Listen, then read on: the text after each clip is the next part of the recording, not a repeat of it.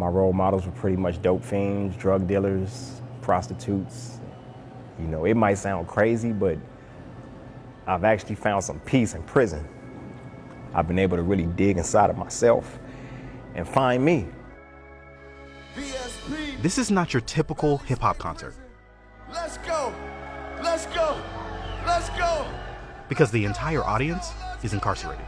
This is Street Radio, unsung hero, riding the Rigo, trying to stay legal. Academy and Grammy Award-winning rapper and activist Common recently embarked on a tour of several California prisons. His goal was to inspire inmates and also to shatter myths about what's actually happening inside of America's prisons by hearing stories directly from people behind bars. I'm keeping my eyes on the people, that's the prize. We started meeting all these individuals in prison who were so enlightened, and just people that were just human beings that had something to say and offer to the world because they had been through so much. It was about really giving these individuals a light, giving them a chance to be heard. What's up? Hey, what's going on?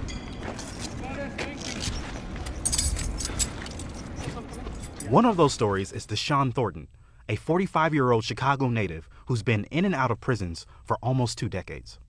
I had a newborn baby at home, rent was due, he needed things. I came up with the grand idea to rob a bank and come home and, hey, I got money, everything's gonna be all right. But it didn't work out like that. I never made it out the bank. Oh, okay. The cops came, I got arrested, and I got sentenced to 14 years for second-degree robberies. I grew up in a broken home, both parents addicted to crack cocaine. There was very seldom food in the house, a lot of strange people in and out of the house. My role models were pretty much dope fiends, drug dealers, prostitutes.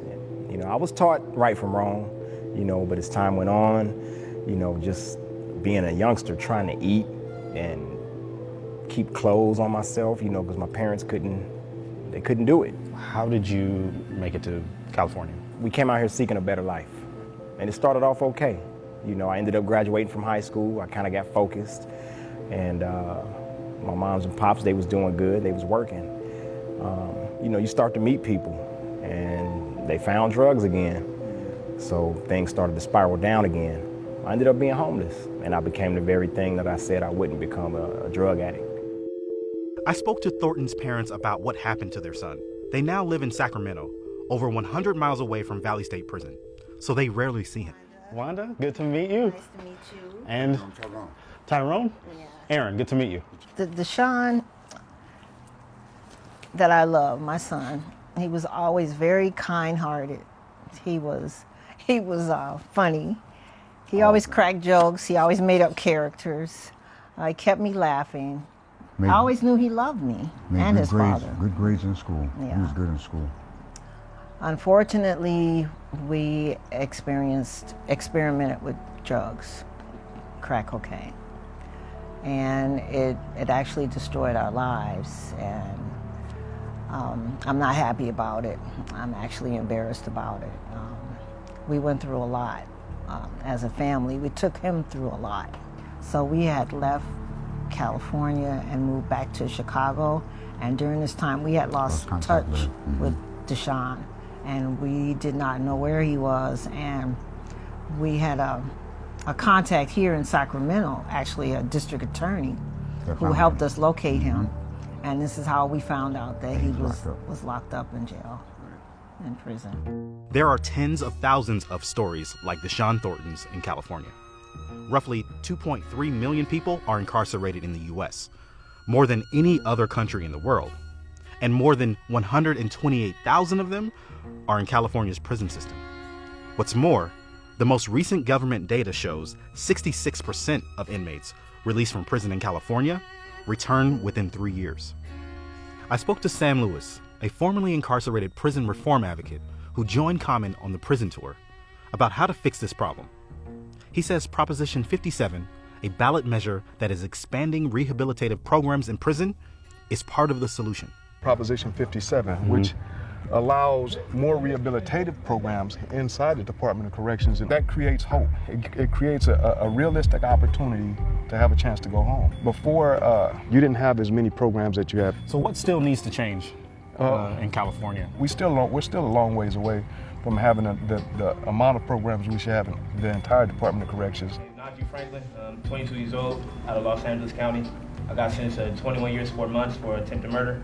And basically what I want to do when I get out is not be a disappointment to my family. I want to prove to them I can be the man that they expected me to be. Yes, sir. Yes, sir. You will. My name is Moses Wells. I'm 23, currently serving a 24-year prison sentence for first-degree robbery. When I get out, I want to be able to go to one of my son's Taekwondo matches. Yeah. We can't like just from outside say, hey, we're gonna just come in and say this is the program you need. This is what. Right. It's great to hear from the individuals that are incarcerated what they need and say, man, we are going to organize to get these things done. I'm Homero Palomino, 22 years old, San Diego, California. Been down 4 years on a 15 to life sentence. One of the programs that has helped is the Youthful Offender Program, which California implemented to prevent younger inmates from joining gangs while locked up. I ended up incarcerated through a bad choice, hanging around bad people, and I was put in a predicament, and pretty much wrong place, wrong time, someone ended up losing their life. 22-year-old Homero Palomino has benefited from that program. He was sentenced to 15 years to life for a second-degree murder charge after he witnessed his friend kill a dealer in a weed purchase gone wrong. He isn't eligible for parole until 2026. Before I was incarcerated, I was actually in school. I was on my first year of college. I was boxing. I was on a national boxing team, and I was looking forward to going to a 2016 Olympics. Wow. How long had you been boxing before? Since I was 4 years old. Homer Palomino, National Golden Gloves champion, Pound National champion. I'm 16 years old. I've been boxing for 14 years with Max Gutierrez, and boxing is my passion and my love. I traveled around the world. I met a lot of people, big names in the sport, Oscar De La Hoya, Mayweather. And so what did it feel like when you realized that you had to leave all that behind? It was devastating for me. I felt like I let a lot of people down, and that's why now I just want to strive to get out so I could show that I'm not the person that belongs in here. The programs are there for you to show them that you have changed and that you aren't a person of maybe what your crime says you did. After hearing the stories of Thornton and Palomino, it became clear to me just how much these programs have helped both men turn their lives around. I go to college here in prison, here in Valley State. What are you studying? I'm learning how to become a drug and alcohol counselor. I know that struggle firsthand, so I'm also learning to trade. I'm learning to become an optician. They have an optical plant here. He has a certificate of achievement for successful completion of the mental health group. And this one I'm really proud about. He worked really extremely hard for this one. And this one is certified that he's a certified trainer of dogs. I see the difference in my son because in earlier years when he was serving the time, I could hear it in his voice how depressed he was and unhappy he was. But the Deshaun I speak to now is upbeat and encouraging and positive, and he's just working on so many positive things. He's really, truly rehabilitating himself.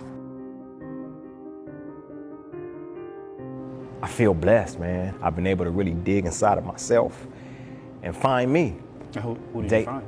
Who did I find? Mm-hmm. I found somebody that's able to handle responsibility today. Here I feel every day of being incarcerated. And I think it's because I have a strong desire, to change. I want to get out and make a difference. I'm not going to turn out the way you guys thought I was. I've been trapped in prison, but it's deeper than the physical. Captive of my own demise, mental and spiritual. I speak about my struggle and my pain in my lyrics. Constantly fighting the battle of flesh and spirit. Through it all, I still shine like the sun. And let my people know there's still hope for everyone. So I keep pushing, cause it could be at our worst. I made it through hell, so now I'm seeking heaven on earth. I wish the world could hear him, because I believe, not just because he's my son, but he's truly talented. And to tell you this, I don't like rap, but I like the way he raps. You know? Gonna take my mind, yeah, take my mind. And the groove ain't slow, but we still gonna take our time, yeah, take our time.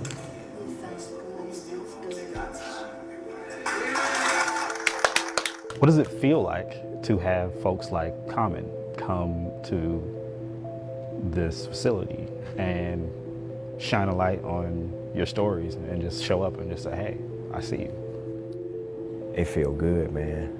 You know, I mean, for one, I'm from Chicago. He a Chicago native, so, you know, I already connect with that. It just lets me know, hey, man, there's people out there that actually do care. VSP, we do it for the love, come on. VSP, we do it for the love.